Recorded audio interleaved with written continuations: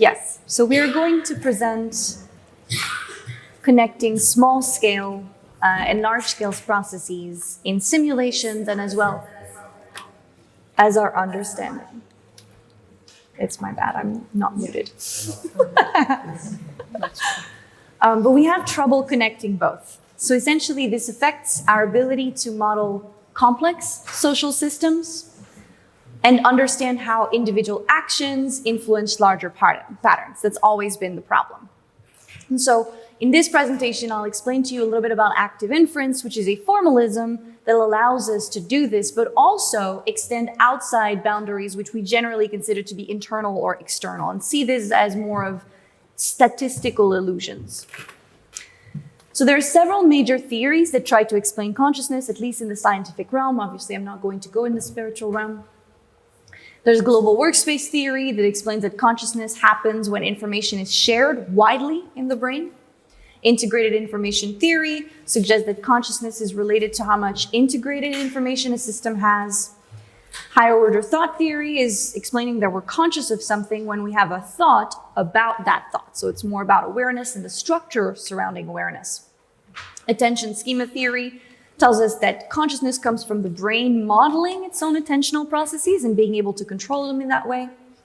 And there's other theories, maybe some of you are familiar with them, like orchestrated objective reduction theory, where consciousness somehow arises from quantum processes in the brain. But while these theories have advanced our understanding, they don't really fully explain subjective experiences, what most of you would associate with consciousness. And mostly, they don't explain how conscious experiences can be shared between people. So we need a unified model that combines insights from these different theories.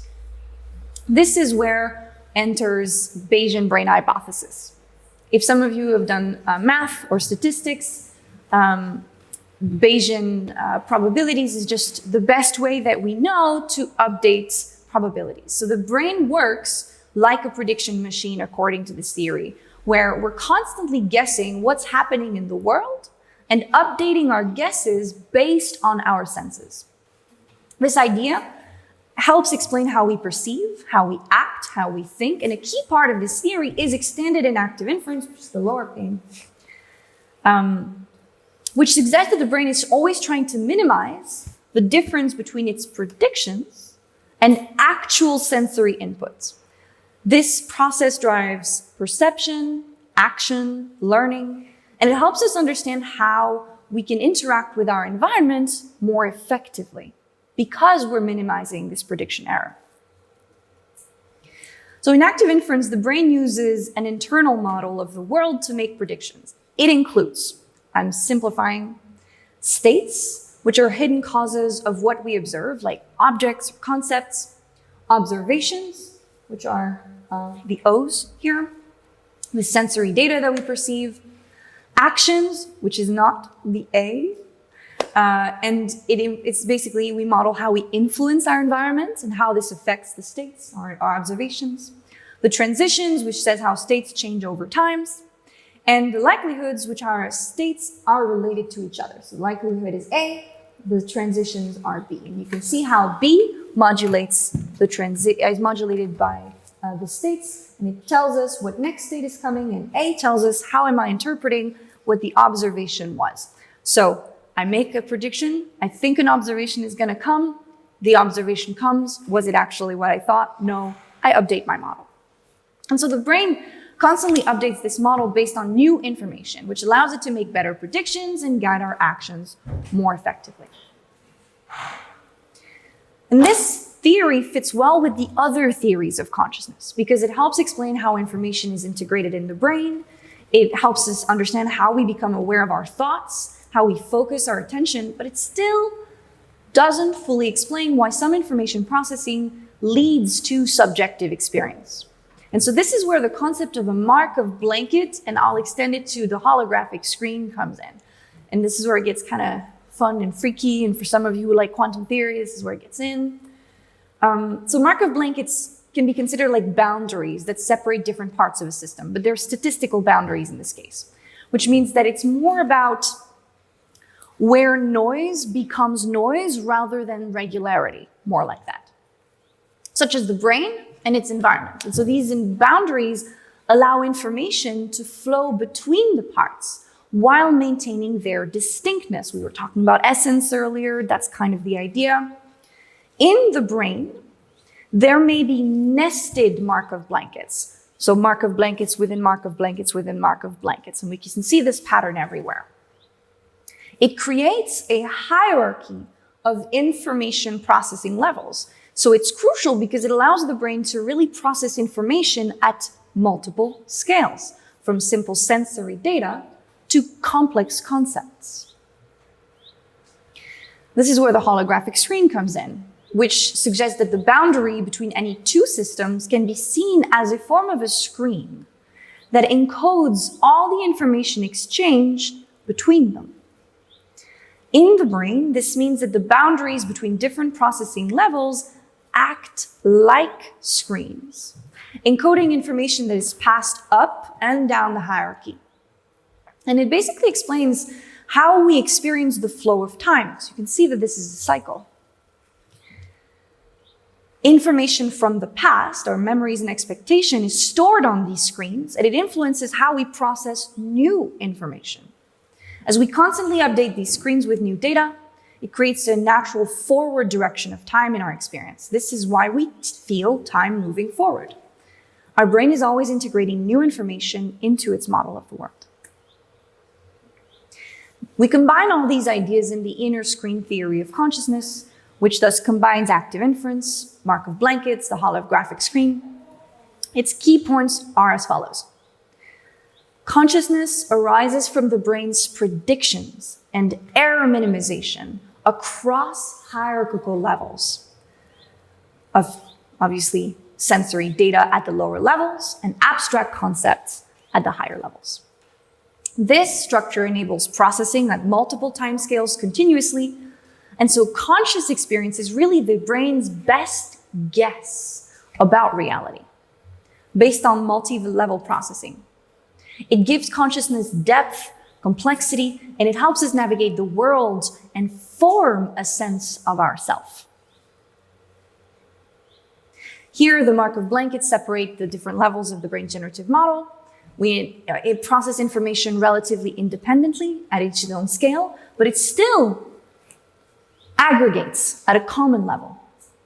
And thus, conscious experience is shaped by covert attention as opposed to overt attention, where we selectively enhance and suppress different kinds of prediction errors based on their estimated precision or how trustworthy we think that error is. Top-down signals thus modulate lower-level sensory neurons such that we prioritize relevant information for our model updating. This determines what is consciously perceived. For instance, most of you are looking at the screen or me. You're not necessarily noticing the birds currently. They're still there. They're still somewhere in your consciousness, but you're not focusing on them currently.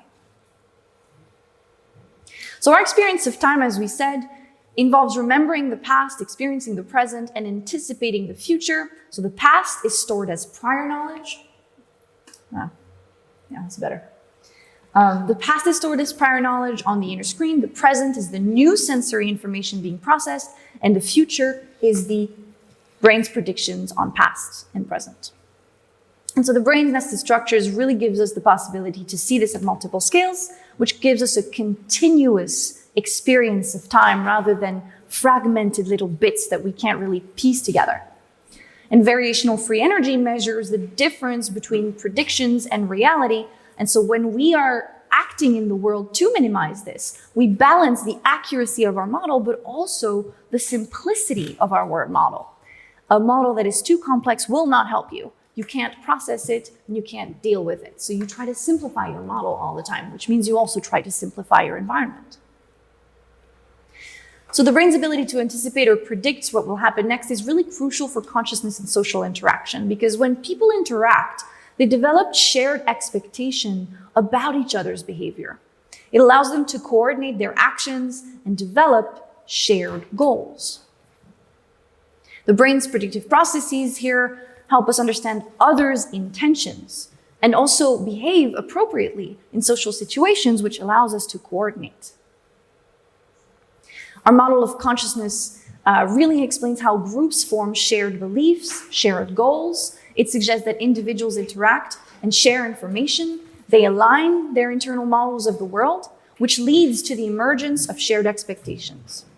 And so this process really explains how social norms developed, how groups act as a collective intelligence, gathering information together and agreeing on what they have gathered to some extent.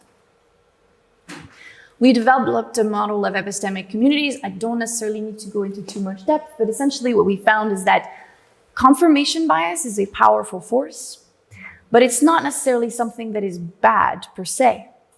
It pushes you to try to justify your model. As we saw, we're trying to minimize the error that we encounter into the world.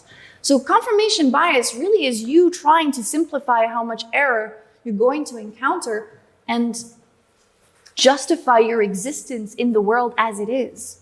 It is, in fact, a normal thing. It's not a bad thing per se. It becomes bad when there's too much of it and your networks become very poor as a function of it. So you form echo chambers, and then you become a little bit vulnerable to some kinds of errors that you've never encountered before. We can apply this to artificial intelligence systems. So instead of just optimizing for specific tasks, AI could be designed to build and update internal models of the world, similar to how our brains work. And this approach could lead AI systems that are better at understanding contexts, adapting to new situations, interacting with humans and other AI systems. We saw that it factors in intentions, coordination. And so the goal would be to create an ecosystem of AI agents that could share information and work together, similar to how humans form societies. To create such AI systems, we need them to be able to form shared understandings, shared goals. We need to develop new ways for them to communicate. This might involve creating a shared language that allows AI system to exchange complex information about their internal models and their predictions to see if they can align them. We also need to design systems that can integrate information from multiple sources and levels, similar to how our brains process information from different senses and cognitive processes. We can thus create agents that can develop shared narratives, shared goals, similar to how human cultures evolved. And as they become more advanced, they may develop from simple task-specific intelligence to more general intelligence that can understand and interact with its environment in complex ways. This leads us to shared collective intelligence, networks of AI systems, and thus it might mirror the evolution of human intelligence and social structures. And so the inner screen theory gives us a good formalism for this, because it's both mathematical, physics-based, biology-based, and it translates to computational systems. So, I'm going to finish this one last thing. The hope here is that, as you can see, this theory applies to both natural and artificial intelligence, which means it allows us to bridge the gap of communication and understanding between these different types of intelligences and hopes to effectively allow us to understand the common principles that underlie these forms of cognition such that we can create harmonious and productive intelligence collaborations. If you want to read more about any of these topics, I can share all of the texts from which all of this was pulled.